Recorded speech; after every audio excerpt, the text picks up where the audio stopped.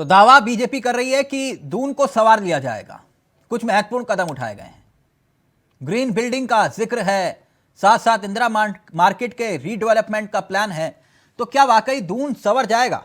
ये इतना आसान है? सीधा रुख कर रहे हैं। हमारे साथ दो मेहमान जुड़े हुए हैं, उनसे आपका परिचय करवा देते हैं। हमारे साथ कांग्रेस की तरफ से पार्टी के अनुभवी चेहरों में से एक मथुरदास जोशी जी इस कार्यक्रम का हिस्सा बन चुके हैं।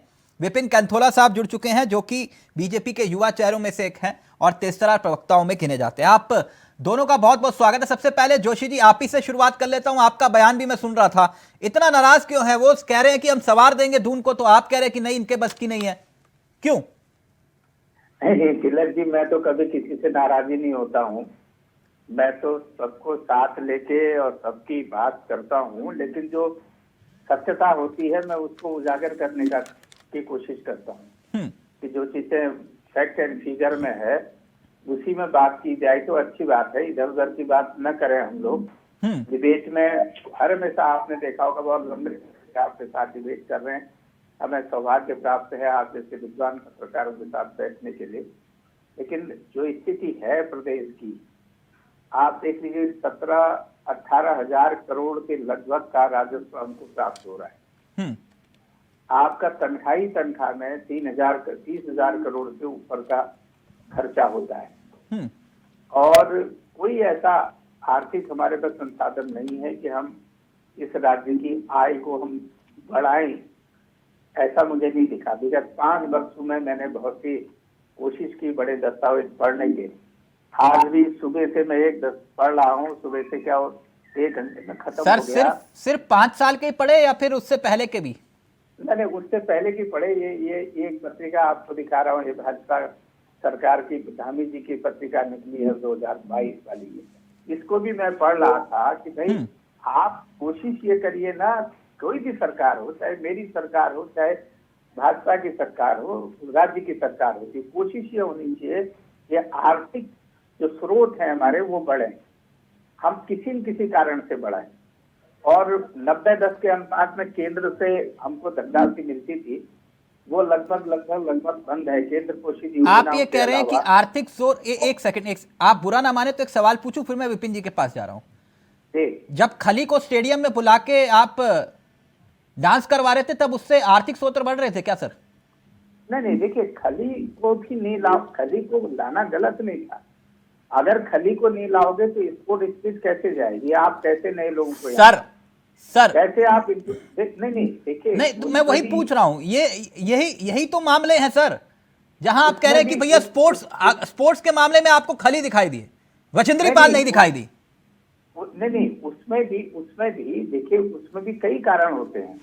मैं उस लाइन में मैंने कहा ना कि मैं आपको बिल्कुल बेहिचक इस बात को कह रहा हूँ। 12 से 17 के कार्यकाल में बहुत सी गलतियां हमसे हुई होंगी। आपने देखा होगा, मैंने आपके चैनल में आपके होगी, मैं अन्य चैनल में भी बैठता हूं तो मैं वहां भी कहता हूं, लेकिन उसका खामियाजा हमने 2017 में भुगता। ठीक, जब आप खुद ही कबूल कर रहे हैं तो फिर आपने कई बार बड़ा दिल दिखाते हुए, और बहुत कम प्रवक्ता ऐसे हैं जो इतना बड़ा दिल दिखाते हैं और कहते हैं कि हाँ हमने गलतियां की, इस बात को हम स्वीकार कर रहे हैं। विपिन जी, बात तो जोशी जी बिल्कुल सही कह रहे हैं ना, कह रहे हैं कि वो जब इस हालात पर हम हैं और आर्थिक स्थिति उत्तराखंड की किसी से छिपी नहीं है और आप सिर्फ घोषणाओं पर जोर कर रहे हैं और इससे ज्यादा कुछ नहीं। तिलक भाई नमस्कार, और सारे पैनल को नमस्कार, जोशी जी को भी नमस्कार करा। देखिए तिलक भाई, आज कांग्रेस के लोग कभी इस बात को स्वीकार नहीं करेंगे क्योंकि कांग्रेस ने हमेशा इस राज्य के साथ तिलक भाई सौतेला व्यवहार किया है। और मैं हमेशा कहता हूं कि 2004 में जो हमको विशेष आर्थिक पैकेज जो अटल बिहारी वाजपेयी जी ने दिया था, उस पैकेज को समाप्त करने का काम जो 2013 तक हमको मिलना था तिलक भाई, आप तो इतने सालों से उत्तराखंड कवर कर रहे हैं, वो 2013 तक हमको मिलना था। उससे आर्थिक स्थिति और मजबूत होती, जो हमारी सरकार ने आर्थिक पैकेज दिया उसको छीनने का काम कांग्रेस ने किया। हमेशा कांग्रेस ने सौतेला व्यवहार किया है। अब ज्योति जी, आज से पहले एक बात सुनो तिलक भाई, आप आज आइए, आप उत्तराखंड आइए, आप देखेंगे कि डबल इंजन की सरकार, हमने 2017 में इस प्रदेश से वादा किया था कि आप डबल इंजन की सरकार दीजिए, हम इस प्रदेश को संवारने का काम करेंगे।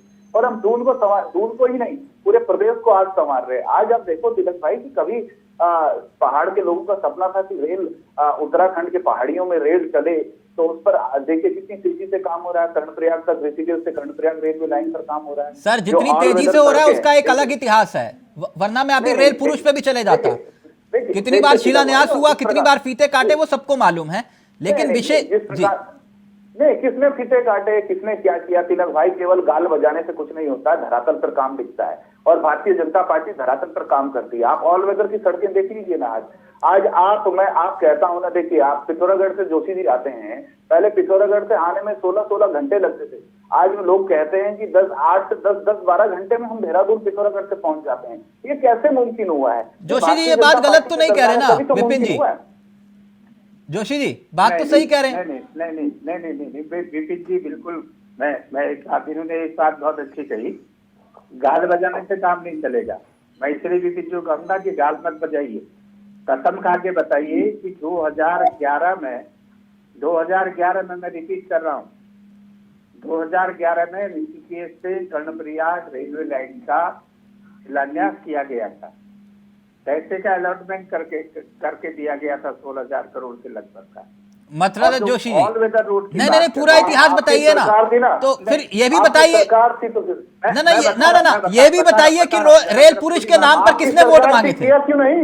केंद्र में तो आपकी सरकार थी, शुरू करते ना। पहले पूरी बात भी कीजिए, सुन लीजिए, थोड़ा सा धैर्य रखते ना।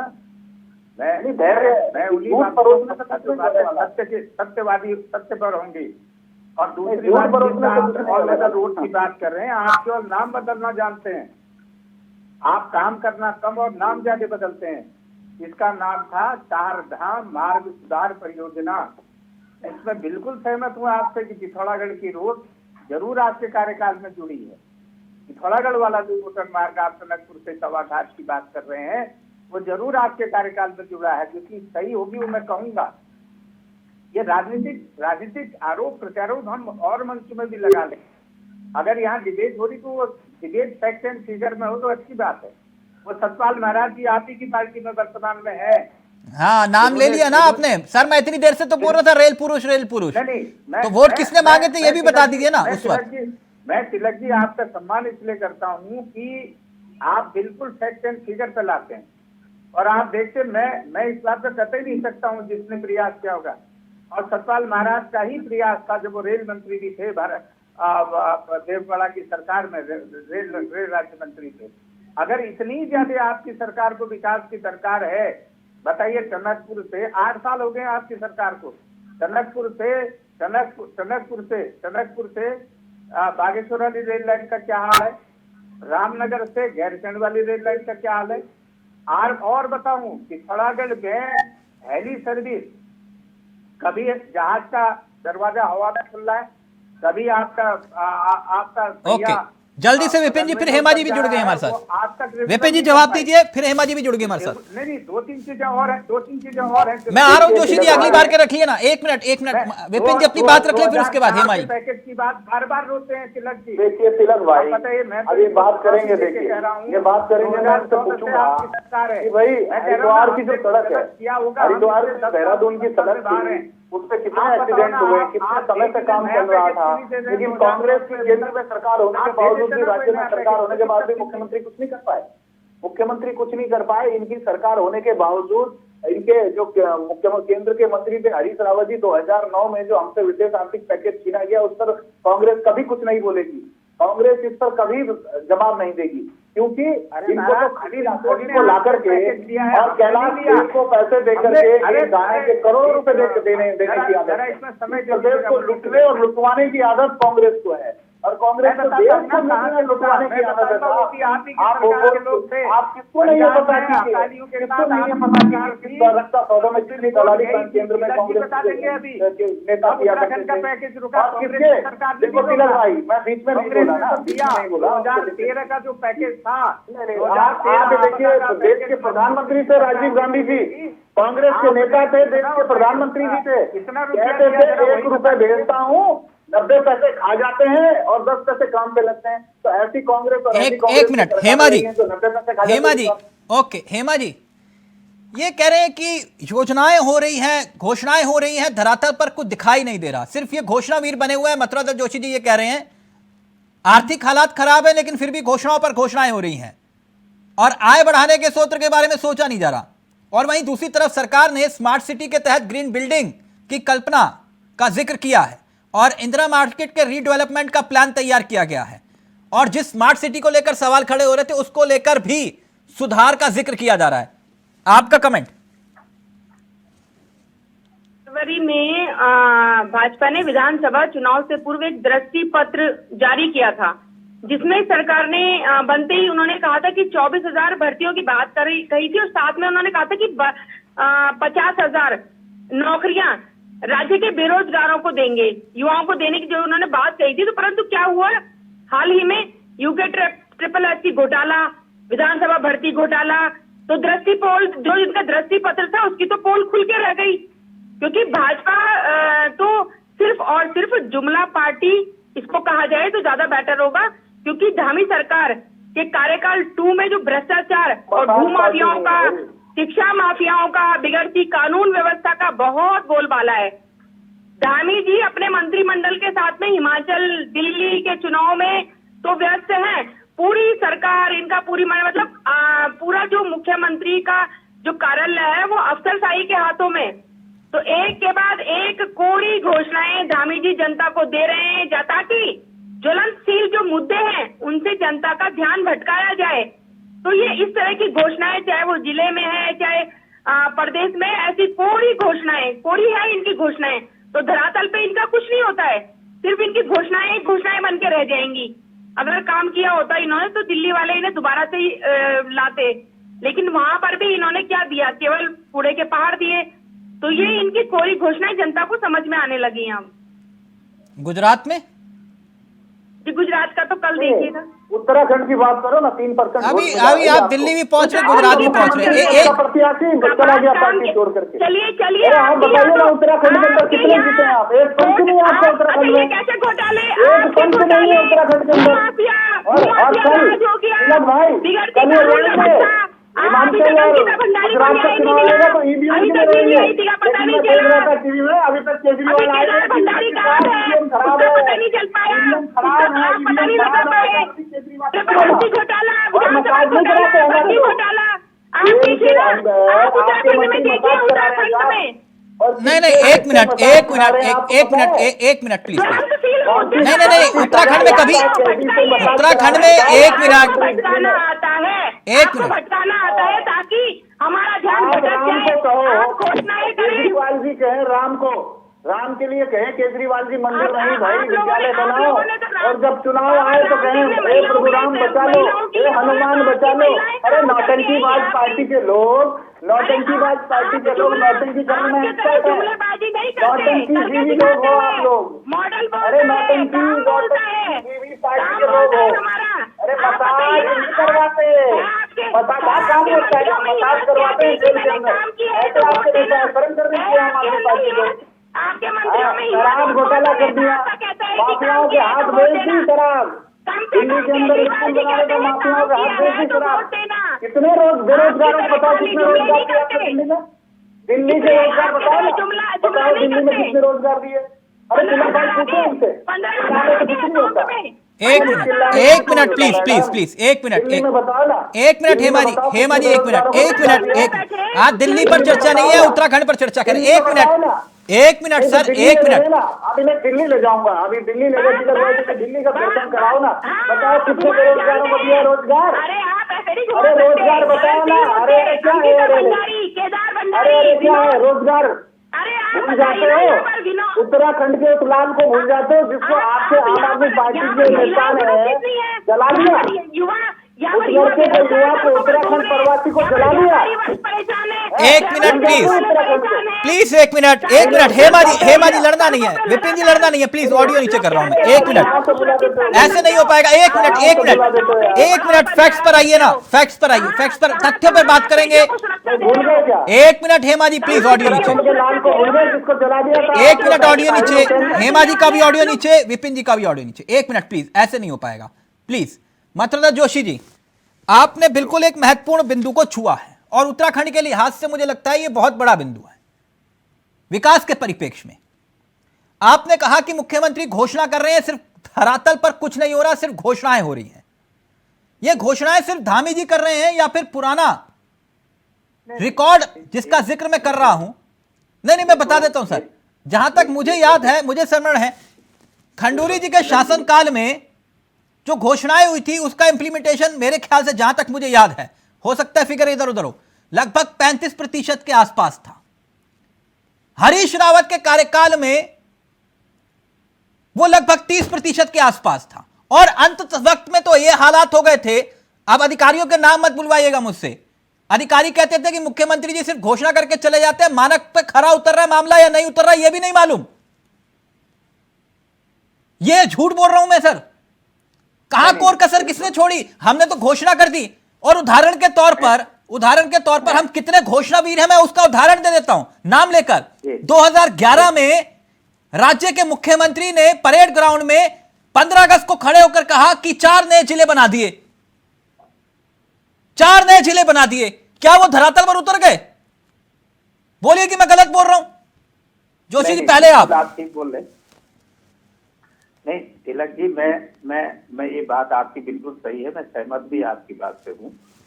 माननीय मुख्यमंत्री गण जो भी होते हैं, चाहे वो राज्य बनते वक्त से हो, 2000 से राज्य बना तब से लगातार, ठीक है, मुख्यमंत्री ने घोषणा भी की है, उनमें से 30-35% के लगभग 40% के लगभग घोषणाएं पूरी भी होती हैं, कोशिश भी की जाती है। और आज तक कोई मुख्यमंत्री घोषणा नहीं, तो फिर ये मत बोलिए ना कि सिर्फ धामी जी कर रहे हैं घोषणा, हमने तो की नहीं कभी। नहीं, हालात तो ये हुए जोशी जी, अगर मैं गलत बोल रहा हूँ तो बोलिएगा कि तिलक आप गलत बोल रहे हैं। मैं ये बात कह रहा हूं आपसे कि आपके विधायकों ने मुख्यमंत्री को कहा कि ये घोषणा करनी पड़ेगी तभी वोट मिलेंगे। आप बिल्कुल सही कह रहे हैं, मैं बिल्कुल सहमत हूँ आपकी बात से। मैं आपकी बात में कहीं प्रश्न नहीं लगा रहा हूँ, मैं उस पर इफेक्ट कर रहा हूँ। मैं आपकी बात कर रहा हूँ। देखिए, आज जैसे स्मार्ट सिटी में इंदिरा मार्केट का नया इंदिरा मार्केट बनेगा कहा, उसको तोड़ेंगे, आवश्यकता है, ठीक है, होती है, तोड़ना ही पड़ता है, आवश्यकता भी होगी। 2000 करोड़ के लगभग देहरादून में ही स्मार्ट सिटी में खर्च होना है, और 2016 का प्रोजेक्ट है।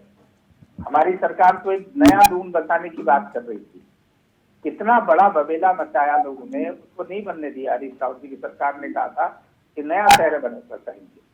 आज जो पुराना स्वरूप है देहरादून का, आप देख रहे हो, उसको भी समाप्त कर दिया गया। 5 साल पूरी की पूरी एक सरकार चलेगी, 5 साल नई सरकार। विपिन जी जवाब दीजिए, सवाल वैलिड है। एक और वाक्य याद आ गया मुझे, मैं याद भी दिलाऊंगा आप लोगों को, प्लीज जवाब दीजिए विपिन जी। विपिन जी वो कह रहे हैं सिर्फ पैसे ही खर्च हो रहे हैं, कभी आप इंदिरा मार्केट का जिक्र कर रहे हैं, कभी स्मार्ट सिटी का जिक्र कर रहे हैं।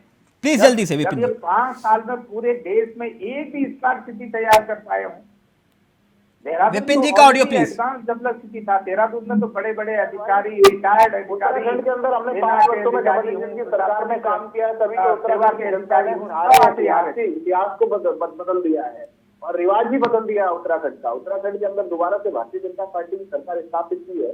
जब हमने काम किया तभी तो हमारे जो केंद्र की डबल इंजन की सरकार ने और स्टेट की गवर्नमेंट ने जो काम किया, उसी की बदौलत तो हम यहाँ पहुंचे। और मैं आपको बताऊं, देखो छोटा सा उदाहरण है, देखो तिलक भाई, कि हमारा प्रदेश भिक्षाटन प्रदेश है, हमारा प्रदेश धर्माटन प्रदेश है, और इस प्रदेश के अंदर इस बार लगभग 46 लाख से ऊपर श्रद्धालुओं ने चार धाम के दर्शन किए, और 211 करोड़ रुपए की जो कमाई है वो बद्रीनाथ और केदारनाथ के अंदर वहां के। विपिन जी ये मत, नहीं विपिन जी ये बात आप लोग बोलते ना, ये बात गले से नहीं उतरती है कि हमारी सरकार आई इसलिए श्रद्धालु ज्यादा है।